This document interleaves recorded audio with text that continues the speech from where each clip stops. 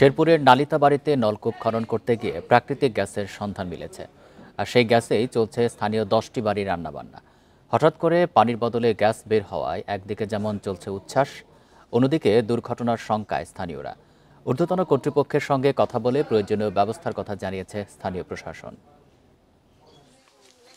শেরপুরের নালিতাবাড়ির গাছগড়া মধ্যপাড়া গ্রাম। এই গ্রামের নূর মোহাম্মদের বাড়ির নলকূপে মিলেছে গ্যাসের সন্ধান, যা দেখতে ভিড় করছেন মানুষ।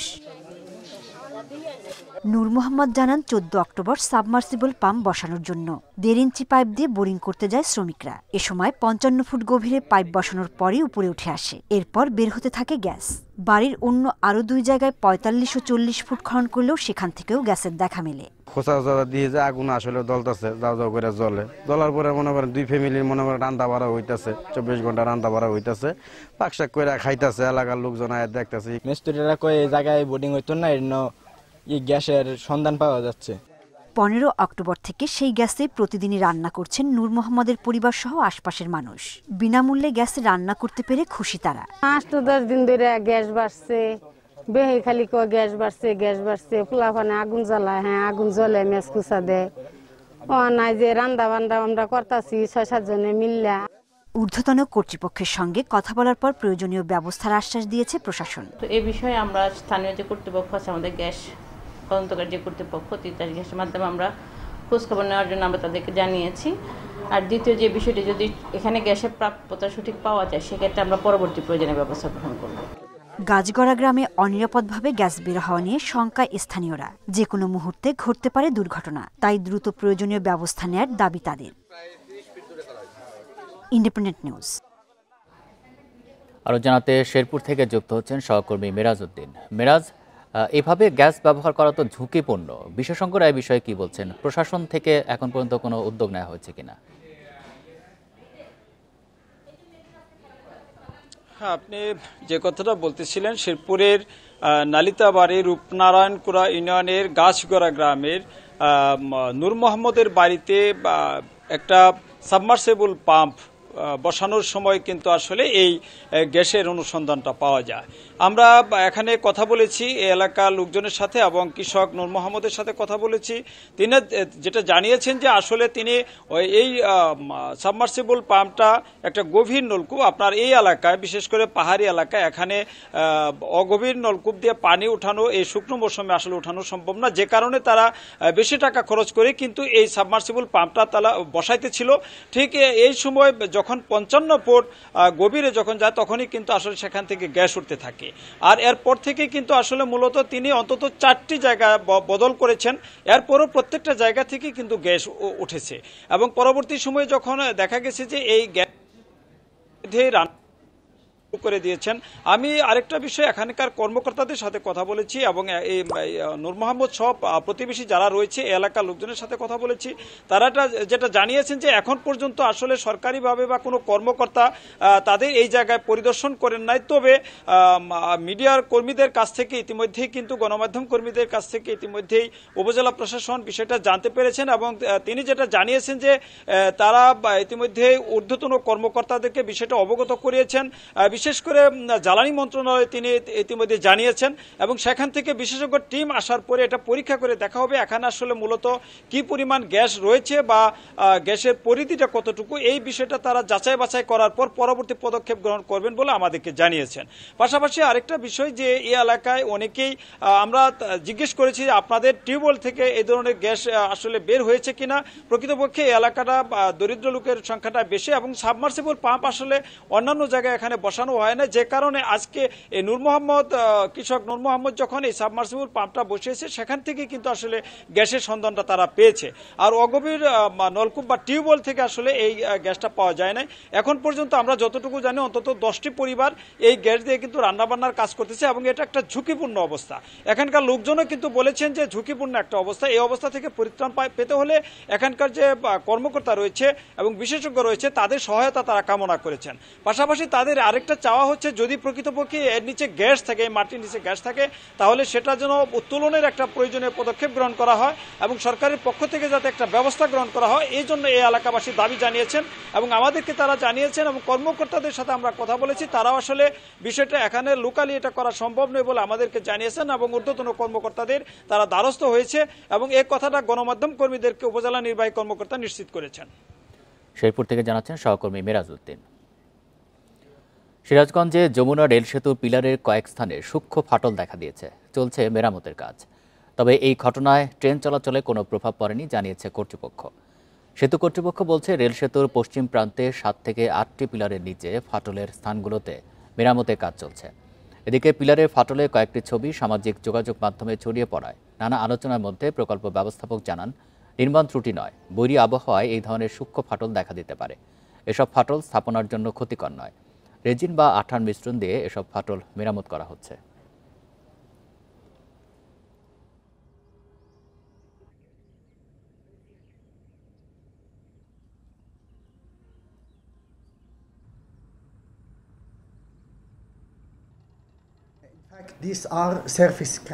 প্রচণ্ড গরম বা বৈরী আবহাওয়ার কারণে সেতুর নিচে 0.1 থেকে 3 মিলিমিটার পর্যন্ত ক্ষুদ্র আকৃতির ফাঁকা সৃষ্টি হয়েছে, যা মোটেও সেতুর কংক্রিটের অবকাঠামো বা স্থাপনার জন্য ক্ষতিকর নয়। রেজিন বা আঠার মিশ্রণ দিয়ে এগুলো একে একে রিপেয়ার করা হবে। এই ফাটল সেতুর কাঠামো বা ট্রেন চলাচলে কোনো প্রভাব ফেলবে না। কার্যক্রম নিষিদ্ধ আওয়ামী লীগের নির্বাচনে অংশ নেওয়া নিয়ে দেশি বিদেশি কোনো চাপ নেই বলে জানিয়েছেন প্রেস সচিব শফিকুল আলম।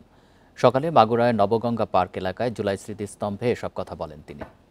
প্রেস সচিব বলেন, গুম ও হত্যার সঙ্গে জড়িত আওয়ামী লীগের জাতীয় নির্বাচনে অংশ নেওয়ার সুযোগ নেই।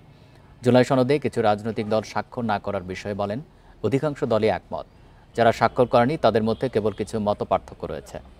এছাড়া ফেব্রুয়ারি নির্বাচনে অংশ নিতে সব দল প্রস্তুত বলেও জানান তিনি। বলেন, এবার দেশের ইতিহাসে সবচেয়ে সুষ্ঠু ও নিরপেক্ষ নির্বাচন হবে।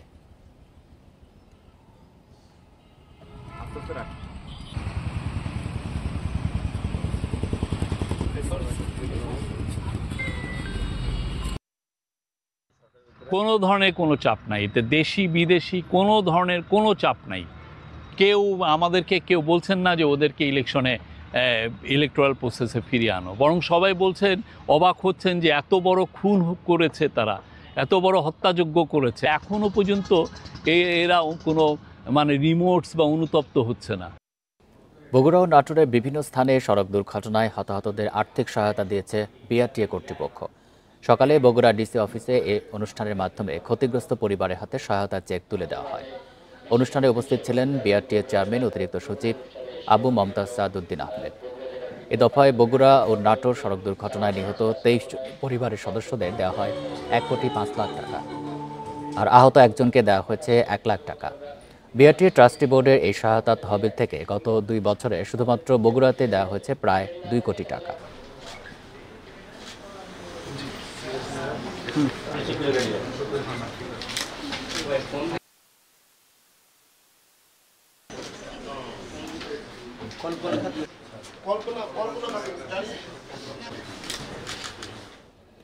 পটুয়াখালীর পৌর এলাকায় 900 মিটার সড়ক নির্মাণে নিম্নমানের সামগ্রী ব্যবহারের অভিযোগ উঠেছে।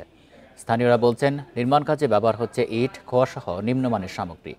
এছাড়া দীর্ঘদিন কাজ বন্ধ থাকায় সড়কটিতে পানি জমে থাকায় ভোগান্তিতে পড়েছেন এলাকাবাসী। 2024 সালের শুরুতে পটুয়াখালী পৌরসভায় জলবায়ু সহিষ্ণু নগর উন্নয়ন প্রকল্পের অধীনে 2টি সড়ক নির্মাণের উদ্যোগ নেয় পৌরসভা কর্তৃপক্ষ। এ সড়কের নির্মাণ কাজের দায়িত্ব পান ঠিকাদার রাশিদুজ্জামান পিটার। আওয়ামী লীগ সরকার পতনের পর কাজ ফেলে পালিয়ে যান তিনি। দীর্ঘদিন বন্ধ ছিল স্বাধীনতা সড়ক থেকে সোলাইমান মৃধা বাড়ি পর্যন্ত 900 মিটার সড়কের নির্মাণ কাজ। কিছুদিন আগে ঠিকাদার পিটারের অসমাপ্ত কাজ শুরু করেন তার প্রতিনিধিরা। তবে সড়কটি নির্মাণে নিম্নমানের সামগ্রী ব্যবহারের অভিযোগ তুলেছেন স্থানীয়রা। এই রাস্তায় কাম করে এককাল পচাই নিচে ঢালাই আছে, গাড়ি ডলের ঢালাই দেয় না, শুধুই ইট গেতেই যাইতেছে। এই রাস্তা তো 1 বছরও থাকবে না, 1 বছর পরে আবার মনে করেন যে দুর্ভোগ, ওই দুর্ভোগই হবে। রাস্তাঘাটটা করে তাড়াতাড়ি হয়, আমরা খুব উপকারিত হইতাম। বৃষ্টির পড়ার কারণে এই জায়গাগুলো কাদা হয়ে যাচ্ছে এবং এখান থেকে যাওয়া, মাদ্রাসায় যাওয়া আসা অনেক কঠিন বিষয়। অনিয়মে জড়িত ঠিকাদারি প্রতিষ্ঠানের বিরুদ্ধে ব্যবস্থা নেওয়ার কথা জানিয়েছেন পৌরসভার কর্মকর্তা। ইটের ব্যাপারে একটি কমপ্লেন ছিল, আমরা ইতিমধ্যে ইটগুলো পরিবর্তন করেছি। আমাদের যেই টিম আছে এটাকে আরও এমফাসিস দিবে যাতে এই ভুলটা না করে দ্বিতীয়বার ভুল হলে এই ঠিকাদারের বিরুদ্ধে বিধিমূলক ব্যবস্থা নেওয়া হবে। এ বিষয়ে ঠিকাদার পিটারের প্রতিনিধি ফারুক ফরাজি ও মোহন মৃধার সঙ্গে যোগাযোগের চেষ্টা করা হলেও তারা সাড়া দেননি। 96 কোটি টাকা ব্যয়ে চলতি বছরের জানুয়ারিতে সড়কের নির্মাণ কাজ শেষ হওয়ার কথা ছিল, কিন্তু নির্ধারিত সময়ে এ কাজ শেষ হয়নি। এখন দ্বিতীয় দফায় মেয়াদ বাড়ানোর জন্য আরও সময় চেয়েছে পটুয়াখালী পৌরসভা কর্তৃপক্ষ। Independent news. আরও জানাতে পটুয়াখালী থেকে আছেন সহকর্মী আব্দুল আলিম খান। আলিম, কাজ বন্ধ থাকায় এলাকাবাসীর ভোগান্তির চিত্র জানাবেন, আর ঠিকাদারি প্রতিষ্ঠানের বিরুদ্ধে কি ধরনের ব্যবস্থা নেওয়া হয়েছে এখন পর্যন্ত? জি, আমি এই মুহূর্তে রয়েছে পটুয়াখালী সুলাইমান মেদা বাড়ি সড়কে। এই সড়কটি আসলে আওয়ামী সরকার পতনের পরে ঠিকাদারি প্রতিষ্ঠান পিটার তিনি পালিয়েছেন দীর্ঘ 1 বছর। 1 বছর কিন্তু এই রাস্তার যে চলমান কাজটি রয়েছে এই কাজ কিন্তু বন্ধ রয়েছে। তো এ ব্যাপারে আমরা পৌর প্রশাসক যিনি রয়েছেন, পৌর প্রশাসকের সাথে আমরা কথা বলেছি। তিনি তাদেরকে চিঠি দিয়েছেন এবং তার যে প্রতিনিধি যারা রয়েছেন তার প্রতিনিধিদের চিঠি দেওয়া হয়েছে। চিঠি দেওয়ার পরে মূলত আসলে এই সড়কের কাজ শুরু করা হয়, কিন্তু কাজ শুরু করা হলেও কিন্তু আমরা লক্ষ্য করছি যে কাজে অনিয়ম দুর্নীতি হচ্ছে। বিষয় হচ্ছে নিম্নমানের সামগ্রী দিয়ে কিন্তু এখানে কাজ করছে, সেটি কিন্তু আমরা মূলত এখানে লক্ষ্য করেছি এবং এখানে স্থানীয় পর্যায়ে অনেকের সাথে কথা বলেছি। এখান থেকে কিন্তু প্রতিদিন প্রায় কয়েক হাজার মানুষ কিন্তু এখান থেকে যাতায়াত করেন এবং তারা কিন্তু বৃষ্টির পানি যখন শুরু হয় সেই পানিতে কিন্তু বিভিন্ন ধরনের তাদের সমস্যা হয়। স্কুল কলেজের শিক্ষার্থী যারা রয়েছেন তারা এখান থেকে যখন স্কুলে যান তাদের ড্রেস কিন্তু নোংরা পানি সেটি আমরা দেখতে পেয়েছি এবং সিটিসিআরপির প্রায় 96 কোটি টাকার প্রকল্প হচ্ছে এটি। এই প্রকল্পের 3টি ড্রেনেজ এবং 2টি রাস্তার কাজ চলমান রয়েছে, কিন্তু ড্রেনেজ ব্যবস্থাও উন্নতি হয়নি বা কাজ শেষ করতে পারেনি ঠিকাদারি প্রতিষ্ঠান এবং যে রাস্তার যে কাজ রয়েছে সেটিও কিন্তু সঠিক সময়ে কিন্তু শেষ করতে পারেনি। এজন্য কিন্তু মানুষ কিন্তু এখন বর্তমানে ভোগান্তিতে রয়েছে এবং আমার পিছনে যদি আপনি একটু লক্ষ্য করেন তাহলে দেখবেন যে আমার পিছনে কিন্তু সেই চলমান কাজ এখন পর্যন্ত আটকে রয়েছে। মাঝে মধ্যে তারা কাজ করেন এবং এখানে যারা ঠিকাদার রয়েছেন, যারা প্রতিনিধি রয়েছেন তারা জানিয়েছেন যে সঠিক সময়ে তাদের যে টাকা দেওয়ার কথা সঠিক সময়ে কিন্তু তাদের বিল কিন্তু পরিশোধ করেনি বিধায় কিন্তু তাদের আসলে এই কাজগুলো আটকিয়ে রয়েছে, তেমনটি স্থানীয় পর্যায়ে আমরা জানতে পেরেছি। তো এই ছিল আমার কাছে পটুয়াখালী থেকে সর্বশেষ। পটুয়াখালী থেকে জানাচ্ছেন সহকর্মী আব্দুল আলিম খান। শীতকালীন সবজির সরবরাহ বাড়ায় কমতে শুরু করেছে সবজির দাম, তবে সমুদ্রে মাছ ধরা বন্ধ থাকায় মাছের দাম কিছুটা বাড়তি। চট্টগ্রামে শীতকালীন সবজির সরবরাহ আগের চেয়ে বেশি, ফলে কেজিতে 40 টাকা পর্যন্ত কমেছে কোনো কোনো সবজির দাম। দেশি মুরগি 580 টাকা, সোনালী 330 এবং ব্রয়লার মুরগি বিক্রি হচ্ছে 185 টাকায়। রাজশাহী বাজারে প্রতি কেজি পেঁয়াজ বিক্রি হচ্ছে 65 টাকায়। বেড়েছে মাছের দাম। খুলনার বাজারে সব ধরনের সবজির কেজিতে 5 থেকে 20 টাকা কমেছে। বরিশালেও একই অবস্থা, তবে মাছের দাম কেজিতে বেড়েছে 20 টাকা পর্যন্ত।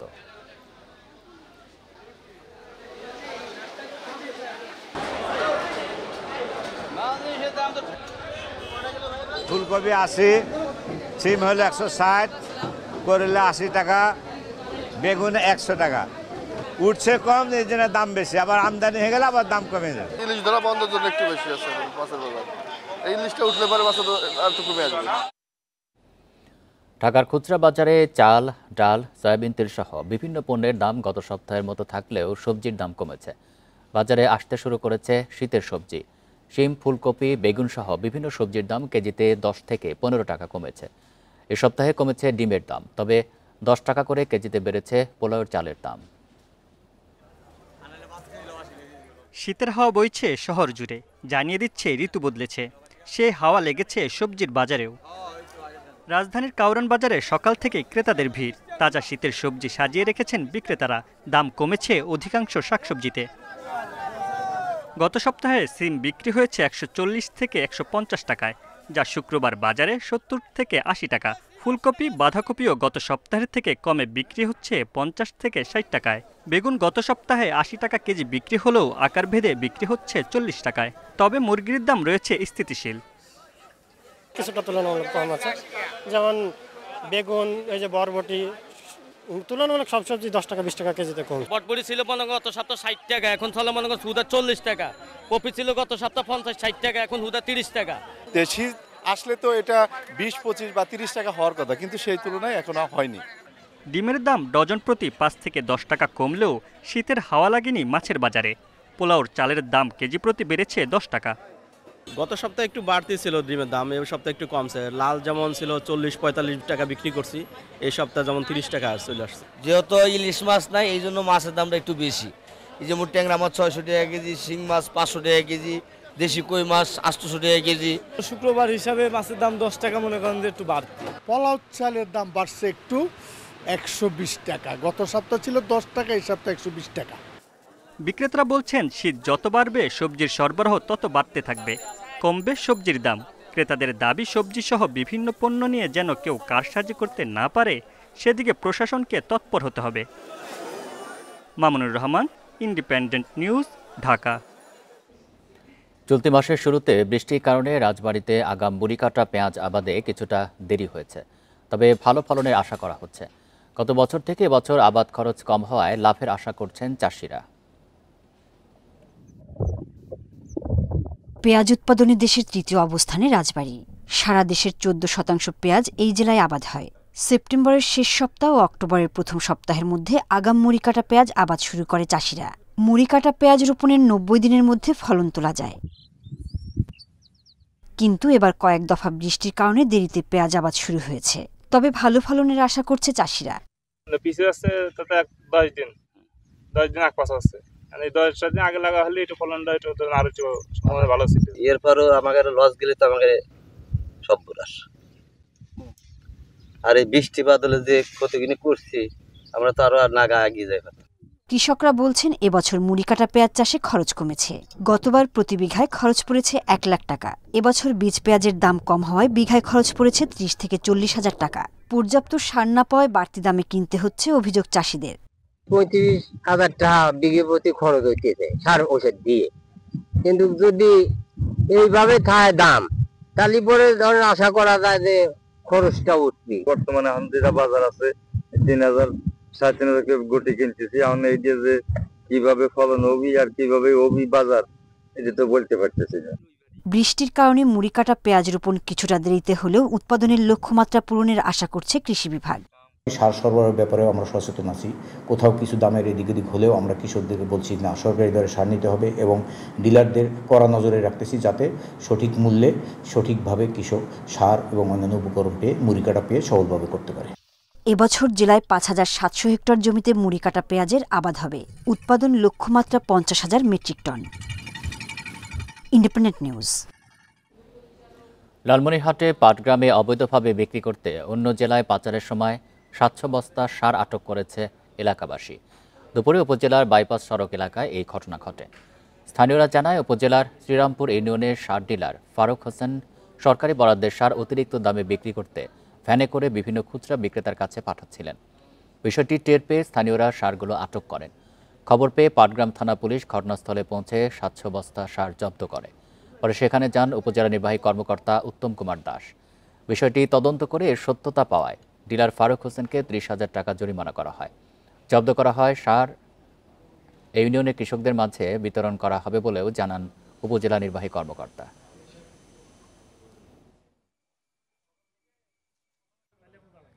স্বীকার করেছেন যে এটা উনি এখানে যে অবৈধভাবে শ্রীরামপুরের হওয়া সত্ত্বেও ডিলার উনি এইখানে মালামাল খুচরাভাবে বিতরণ করার সুযোগ করেছিলেন, এটা উনি অপরাধ স্বীকার করেছেন। অপরাধ স্বীকার করায় মোবাইল কোর্ট আইন অনুযায়ী আমি ওনাকে সর্বোচ্চ যে আইন আছে 30,000 টাকা জরিমানা করেছি। খাগড়াছড়ির দীঘিনালায় একটি বেইলি সেতু দেবে গিয়ে রাঙামাটির লংগদুর সাথে খাগড়াছড়ির সড়ক যোগাযোগ বন্ধ রয়েছে। সকাল 8টার দিকে দীঘিনালা লংগদু সড়কের বেতছড়ি এলাকায় এই ঘটনা ঘটে। স্থানীয়রা জানান সকালে মালবাহী কাভার্ড ভ্যান বেতছড়ি সেতুর পার হওয়ার সময় একটি পাটাতন দেবে যায়। পরে কাভার্ড ভ্যানটি উদ্ধার করার সময় আরও কয়েকটি পাটাতন ক্ষতিগ্রস্ত হয়। এতে ওই বেইলি সেতু দিয়ে যানবাহন চলাচল পুরোপুরি বন্ধ হয়ে যায়। বিকল্প পথে মোটরসাইকেল ও সিএনজি অটোরিকশা চলাচল করলেও মালবাহী ট্রাক ও যাত্রীবাহী বাস চলাচল বন্ধ রয়েছে। সড়ক যোগাযোগ স্বাভাবিক করতে কাজ করছে সড়ক ও জনপথ বিভাগ।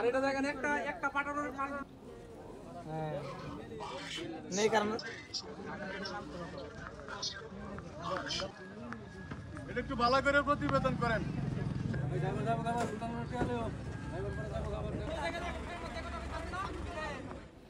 আগামী বুধবার থেকে সারা দেশে বৃষ্টির পূর্বাভাস দিয়েছে আবহাওয়া অফিস। সকালে বঙ্গোপসাগরের দক্ষিণ পূর্ব অংশে সৃষ্টি হয়েছে লঘুচাপ। আবহাওয়া অফিস বলছে লঘুচাপটি আজই নিম্নচাপে রূপ নিতে পারে, তবে এটি শক্তিশালী হওয়ার পর গতি পরিবর্তন না করলে ভারতের অন্ধ্রপ্রদেশের মধ্য দিয়ে স্থলভাগে প্রবেশ করবে। বাংলাদেশে আঘাত হানার আশঙ্কা কম, তবে এর প্রভাবে বুধবার থেকে টানা 3 দিন হালকা থেকে মাঝারি ধরনের বৃষ্টি হতে পারে সারা দেশে। বেশি হবে রাজশাহী, রংপুর ও খুলনা অঞ্চলে। লঘুচাপের কারণে বঙ্গোপসাগরে থাকা মাছ ধরার ট্রলার ও জাহাজকে গভীর সমুদ্র এড়িয়ে যেতে বলেছে আবহাওয়া অফিস।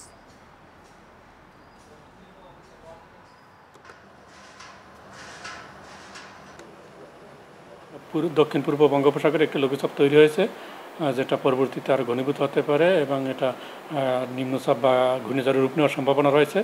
এবং এখনকার পর্যন্ত যে প্রেডিকশন তাতে এর গতিপথ ভারতের অন্ধ্রপ্রদেশের দিকে এবং ভারতের অন্ধ্রপ্রদেশের দিকে এটা 28 অক্টোবর বা 29 অক্টোবরের দিকে প্রবেশ করতে পারে। তাতে এর প্রভাবে বাংলাদেশে বৃষ্টিপাত শুরু হতে পারে 29 অক্টোবর থেকে। পরবর্তী 2-3 দিন বৃষ্টিপাতের সম্ভাবনা রয়েছে। বেসরকারি উন্নয়ন সংস্থা নিজেরাকরি সদস্যরা উদযাপন করলেন তাদের সংগঠনের 45 বছর পূর্তি অনুষ্ঠান।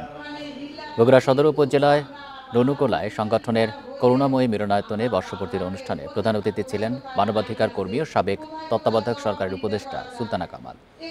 অনুষ্ঠানে বক্তারা বলেন, শান্তিপূর্ণ আন্দোলনের মাধ্যমে দাবি আদায়ে রাস্তায় নামা ভূমিহীনদের বিগত সরকারের সময় জেলে যেতে হয়েছে। আন্দোলনের কারণে নারী পুরুষের মজুরি বৈষম্য দূর হয়েছে। দেশের বিভিন্ন এলাকা থেকে সংগঠনের 2 শতাধিক কর্মী সহ অনুষ্ঠানে অংশ নেন 300 নারী পুরুষ।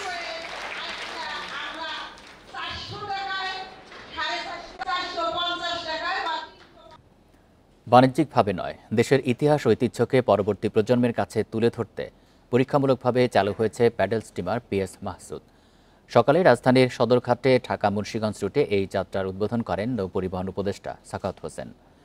বলেন, নতুন প্রজন্মের অনেকেই এই স্টিমারের ইতিহাস জানে না, তাদের জন্যই আবারও এটি সচল করা হয়েছে।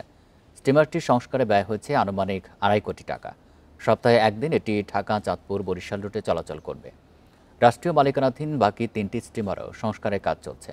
শিগগিরই সেগুলো চালুর পরিকল্পনা রয়েছে বলে জানান উপদেষ্টা সাখাওয়াত হোসেন।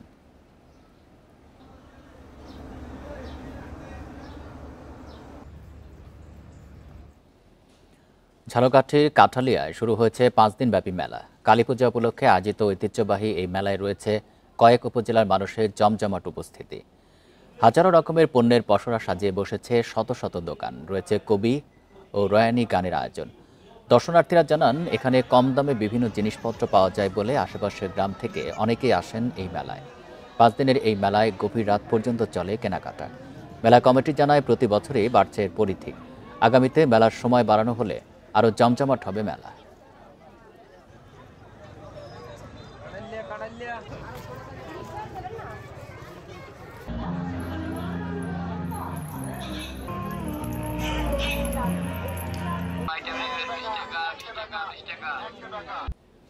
গাজীপুরে সুইমিং পুল তৈরি করে এলাকার শিশুদের বিনামূল্যে সাঁতার শেখার ব্যবস্থা করেছেন সাবেক এক কাউন্সিলর।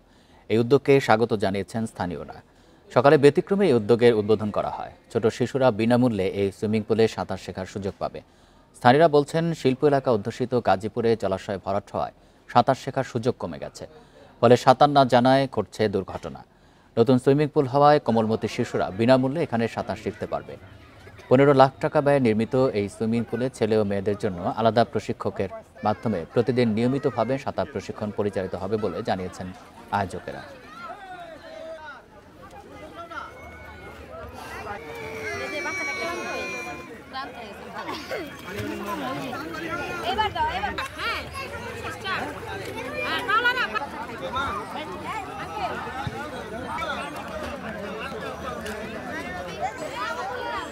টাকা নিচ্ছে না আর ফ্রিতে করাচ্ছে, এটা খুব ভালো লেগেছে।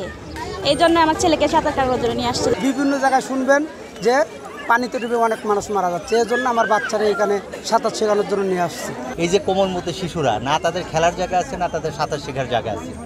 মূলত এই কোমলমতি শিশুদের চিন্তাভাবনা করেই আমাদের জনাব মোহাম্মদ শাহিদুদ্দিন সাহেবের তত্ত্বাবধানে আমরা এখানে স্বল্প পরিসরে এখান থেকে সাঁতারটা শেখার একটা পরিবেশ তৈরি করে দিচ্ছি। এই ছিল সমগ্র বাংলাদেশে ইন্ডিপেন্ডেন্ট টেলিভিশনের সব খবরের। আর বিস্তারিত জানতে চোখ রাখুন ফেসবুক, ইউটিউব এবং এক্সে। ধন্যবাদ সবাইকে।